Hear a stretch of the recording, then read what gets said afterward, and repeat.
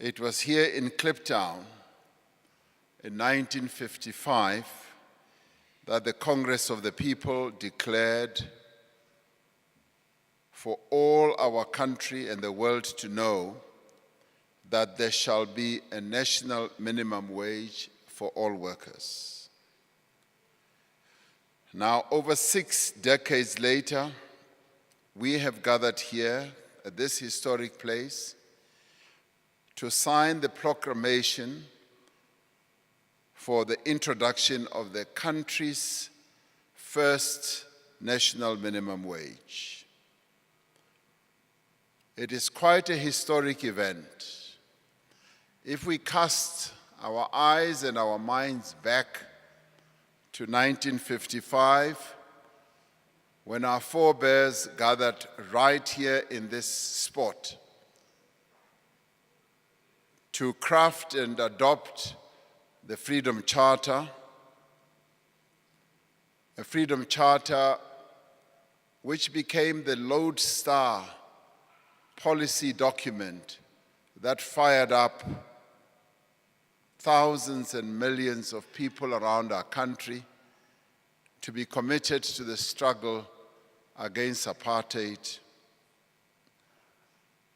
Many of the leaders who were involved in the drafting of that document, one of whose components was to call for a national minimum wage, were arrested soon after the adoption of the Freedom Charter, and they were charged with high treason. For it was declared by the then government that the adoption of a document which enshrined the basic rights of our people, including the right to a national minimum wage, was an act of treason. They were subjected to a very long trial and finally were acquitted. It was seen as a communist-inspired document, and all it ever sought to do was to give the people of our country who were oppressed under the yoke of apartheid their basic human rights, and one of those was a national minimum wage. And today, we are making history that decades, more than 6 decades later, we are fulfilling the promise that they made, the aspiration that they had in their hearts and in their minds to have a national minimum wage. Today, the national minimum wage is here, and it is here to stay. So we are here to declare that from the 1st of January in 2019, the national minimum wage shall be introduced. No worker in South Africa may be paid below the national minimum wage.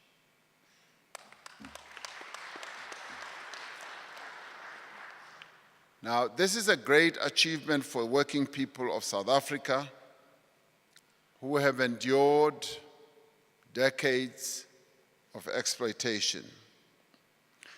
It is a great achievement for the labor movement, which has placed this fundamental demand at the center of its struggle for better conditions for workers. Now, the national minimum wage should be seen as an achievement for business as well, for it demonstrates the commitment of employers to fairer wages and better working conditions for their own workers. It is a great achievement for a young democracy that is striving to overcome the legacy of poverty and severe inequality. Today's signing ceremony is the culmination of years of intense deliberations amongst the social partners. And let it be clear that this national minimum wage did not arrive on a silver platter. There was a lot of struggle that was engaged in and a lot of talking, negotiations that ensued. There were areas of divergence, of serious disagreement, and there were also moments of setback. There were also strikes that were embarked upon, and a national strike was also threatened, where Labour felt that if they did not achieve their objective, they would embark on a massive national strike.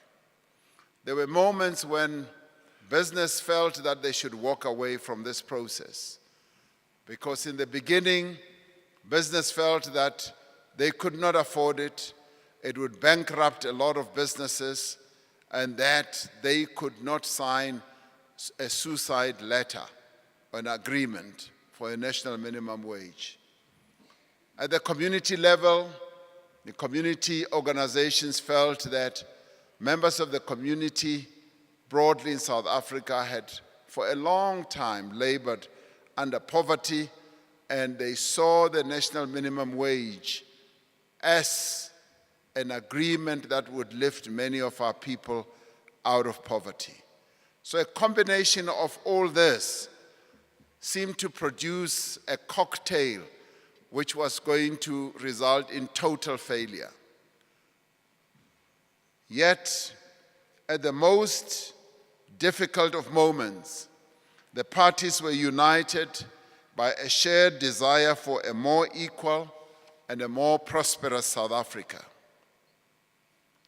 In this sense, the national minimum wage represents the triumph of cooperation over conflict, of negotiation over confrontation.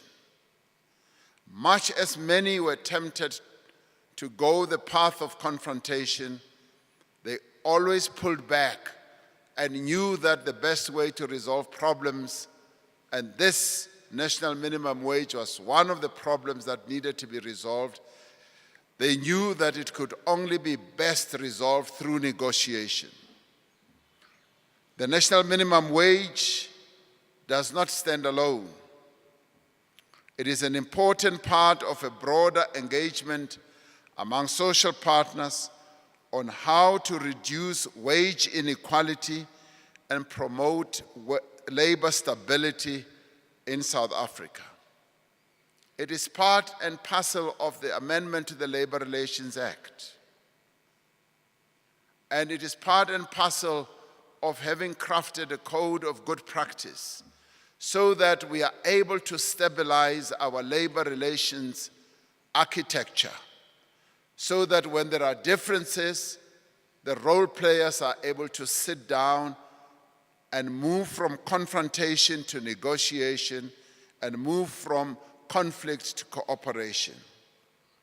It is a decisive step towards the achievement of a national minimum wage where we are beginning to countenance the establishment of a living wage.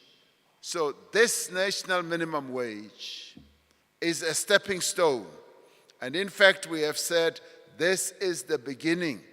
It is a stepping stone towards having a living wage. When the social partners met in Ekurhuleni in 2014, they all agreed that we needed to have and move towards a living wage.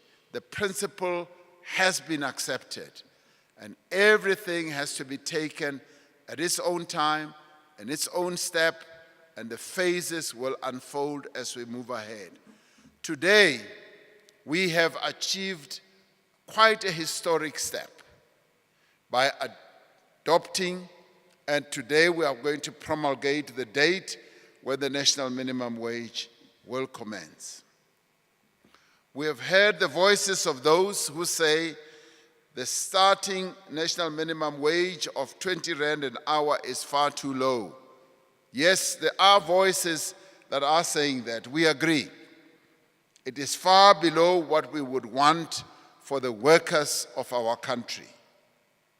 But we must understand that in setting the starting level, the social partners sought collectively, and this was not an imposition by anyone. It was not an imposition by government. It was not an imposition by business. It was not an imposition by labor or indeed community-based organization. The social partners themselves, and may I add, it was not even an imposition by the advisory panel that I appointed. And it was not an imposition by any research from any university. The social partners themselves sought and wanted to strike a balance between the need to measurably improve the income of the lowest paid workers in our country and the need to sustain and increase levels of employment. Now, it is important that this balance should be understood. And of course, everyone, as I've often said, would want a national minimum wage which is way above 15,000. But at the same time, we've got to look at creating a balance to be able to sustain the need to increase the levels of employment. Now, some who don't really care or don't seem to care about the levels of employment and how many people would lose jobs are saying this is a starvation wage. And we agree that 20 rand an hour, 3,500 rand is not a living wage. It is a start, and everything has to start somewhere. The social partners themselves collectively agreed on this level because the available evidence also showed that it would not lead to widespread layoffs. It would not lead to widespread closure of companies, but at the same time would increase the earnings of as many as 6.4 million workers in South Africa. And that is the cohort that we all sought to focus on, that this national minimum wage would lift the earning levels of more than 6 million workers who are currently earning way below this 20 rand an hour. It is structured to make a real difference in the lives of ordinary South Africans without negatively impacting the economy. We should expect that this additional income will contribute to greater consumption and higher demand, contributing in turn to greater economic growth and even more jobs. If implemented comprehensively with appropriate use of exemptions and other safeguards, we see the national minimum wage as an instrument of economic stimulus. We need, yes, to understand that there will be those employers who will say, we are not able, particularly those who are employing the 6 million workers, who will say we are not able to live up to this 20 rand an hour. There will be those. And we have built into the legislation that they will be able to apply for exemptions. And we need to understand, and this was researched by a panel of experts, and there was plentiful research also in a number of other institutions, where it was found that there are still many, many workers in this country, 6 million and more, who are still earning, yes, less than 20 rand an hour. Some of them are still earning as little as 7 rand an hour and even less. And this dispensation is going to be to their advantage. The national minimum wage takes effect in the 25th year of our democracy, and that is part of its historic impact. A quarter of century in which the rights of workers have been progressively enhanced and improved and entrenched as well. The working conditions of workers in our country have been improving progressively over the past 25 years. The conditions under which our working people work today are far different from the conditions that existed 25 years ago. For a start, workers in our country did not even have the right to strike. Workers in our country were even compelled to work in dangerous places. That has improved exponentially. In giving effect to the Freedom Charter, we have put in place legislation to provide for trade union workplace organization, collective bargaining, the principle of equal pay for work of equal value, improved health and safety, affirmative action, skills development, yes, the right to protest, and all that. These achievements fulfill a global commitment to the achievement of fundamental rights and freedoms. Earlier today, in fact, just over an hour and a half ago, I attended the celebration of the 70th anniversary of the adoption of the Universal Declaration of Human Rights that was being held at Constitution Hill. Now that too was a symbolic spot. Symbolic in that it was on that Constitution Hill where the number 4 prison was, where the rights of many of our people were violated, and where Nelson Mandela, Mama Winnie Mandela, Mama Sisulu, and many others were incarcerated and detained. And it is at that spot where today we held the 70th celebration of the adoption of the Universal Declaration of Human Rights. And today, a few hours later, we are here in Kliptown, where the Freedom Charter was adopted.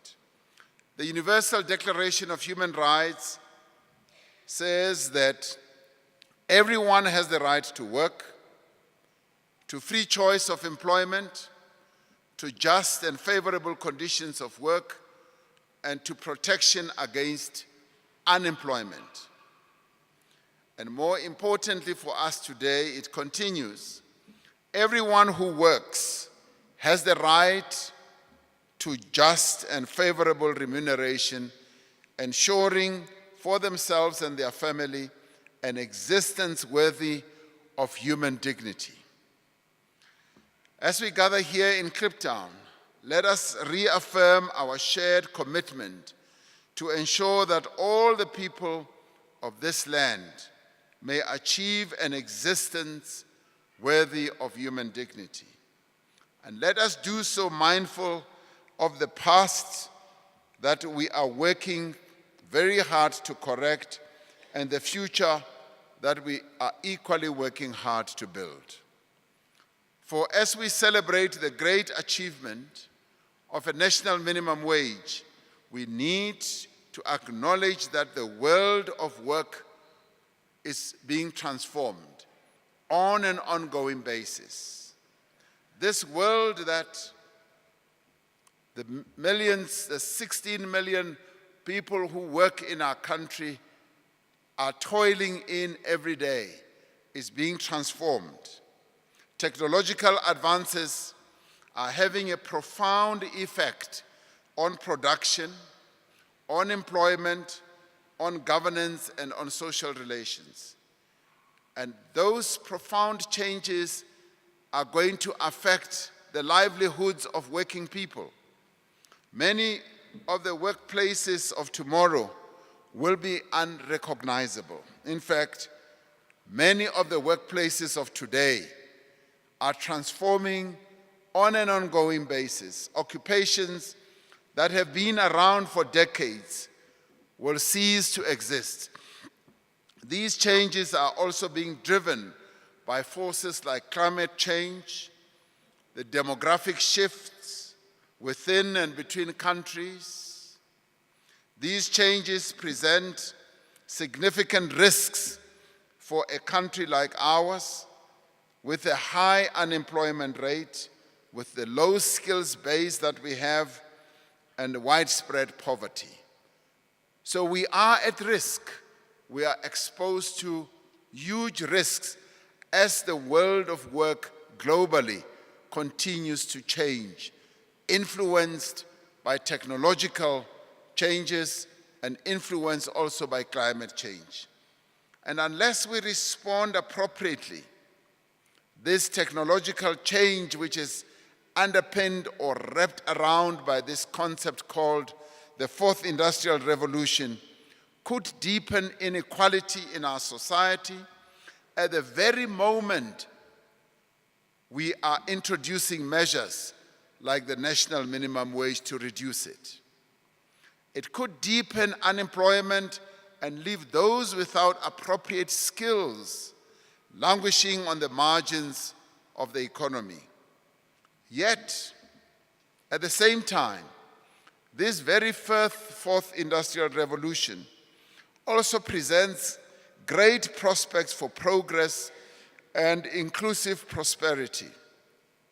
It can be a driver for economic growth and development, and it can also be a driver for inclusive economic growth. It holds the promise of new and better jobs, jobs that are more fulfilling, better paid, safer, and healthier.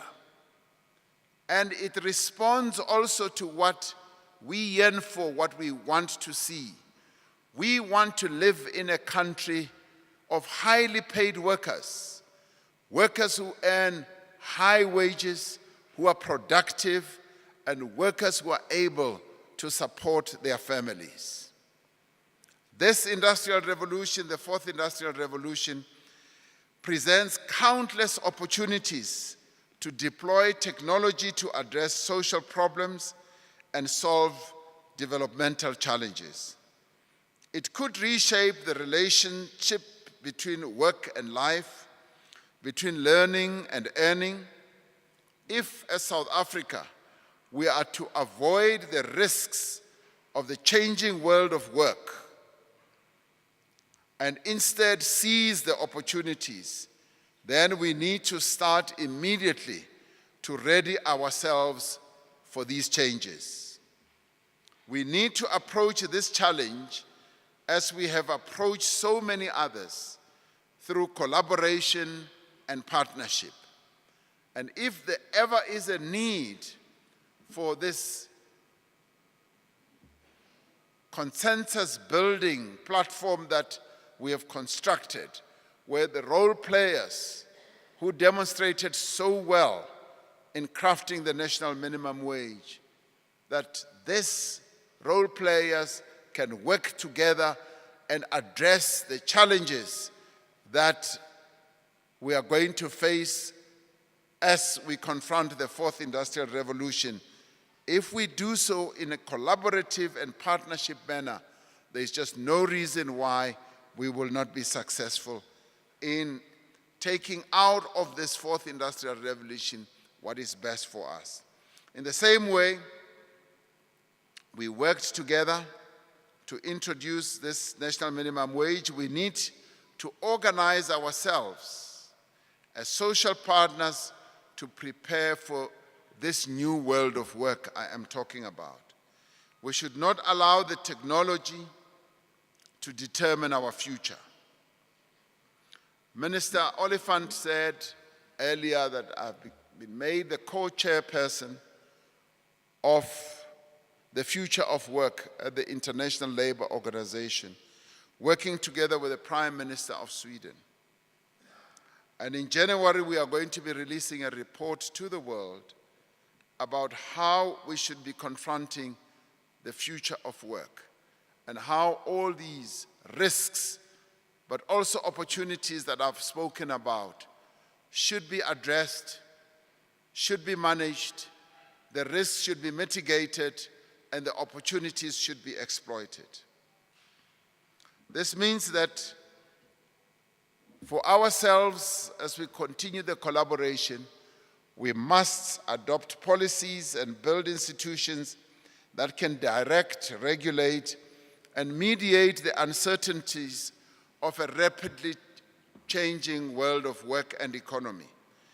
It means that we must invest more in the capabilities of our people, providing them with the means to acquire skills, but more importantly, to reskill those who may not have appropriate skills for these new technological moments that we are going to encounter, but also to upskill, to improve those skills exponentially. We must give real effect to the notion of lifelong learning, because the skills you acquire in your 20s may be different from those that you will need in your 40s. But they may also be different from the skills that you will also need when you are in your 50s. So it is important that we too here in South Africa should embrace this concept of lifelong learning. The world is embracing that, where all of us are called upon. Find something that you can learn. Find a skill that you can learn. Find something that drives you with great passion. And our government is laying out a number of opportunities through community colleges, through a number of other learning institutions. And a number of NGOs are also opening up opportunities for people to learn new skills on an ongoing basis. I would like to see the majority of us in our country embarking on a lifelong learning journey, because you never really stop learning. You learn and learn and learn until you leave this world. We will need to assist people through several periods of transition as established industries are disrupted and as occupations also disappear. It is important that companies should have this approach of supporting, assisting, upskilling, reskilling people, rather than just throwing them out as the new technologies come about. Because by so doing, we will be giving them pathways to move into either professions, other modes of work, and all that. And another area that is opening up in a huge way, which we have also looked at the ILO, is community work. It is social work, where now we are able to gather skills to be able to do good works to one another. We need to be spreading all that throughout our various communities. This demands the undivided effort of government and business, labor, and various structures of civil society. It demands that we act decisively, but it also means that we should act with urgency. What it does do is to impose a duty on the part of NEDLEC that we should immediately get to grips with the future of work and see how best we can confront this new fourth industrial revolution.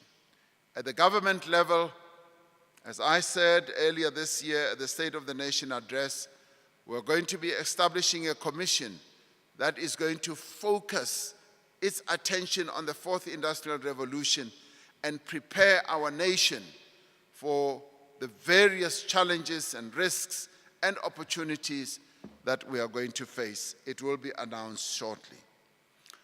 With the introduction of the national minimum wage, we are establishing a firm platform for a social pact or a social contract on the future of work. We must sustain the momentum of this moment, not only to address the very pressing economic challenges of the present, but to ready ourselves for the economic opportunities of the near future. Allow me, in conclusion, to thank our partners in NEDLAC, labor, business, and community, and indeed government in its various departments for the outstanding hard work that they breathed. With their work, they were able to breathe life into the national minimum wage.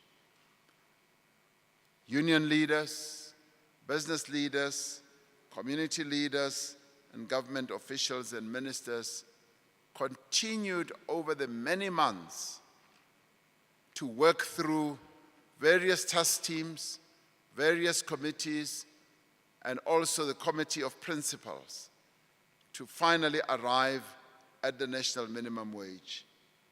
I'd like to thank them because their dedication and their hard work has resulted in what we are going to sign for promulgation today. I also wish to thank the advisory panel, which was chaired by Professor Imran Valodia, for its valuable and outstanding research and considered recommendations. I thank them because they did help to shine a light on this very complex issue of the national minimum wage.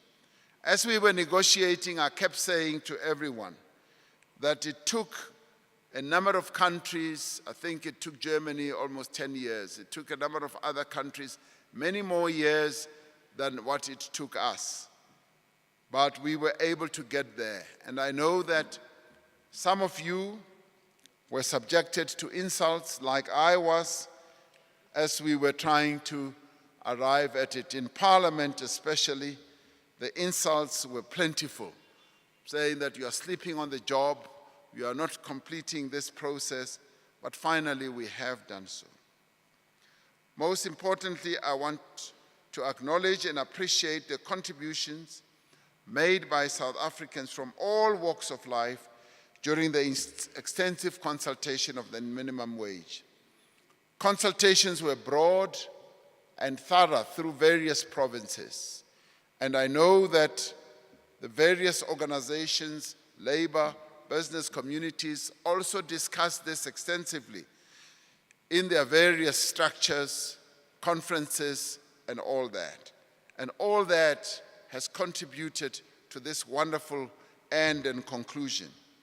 And today, therefore, we are fulfilling a promise that was made over 60 years ago by the representatives of our people at this very ground. This very ground, over 60 years ago in 1955, they got together and said this is what they wanted. It is a bit late in arrival, but as they say in the classics, it's better late than never. And today we have a national minimum wage.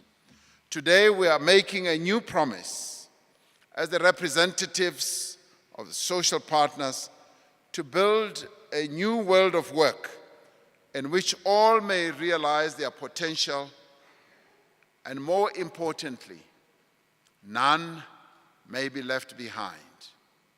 I thank you.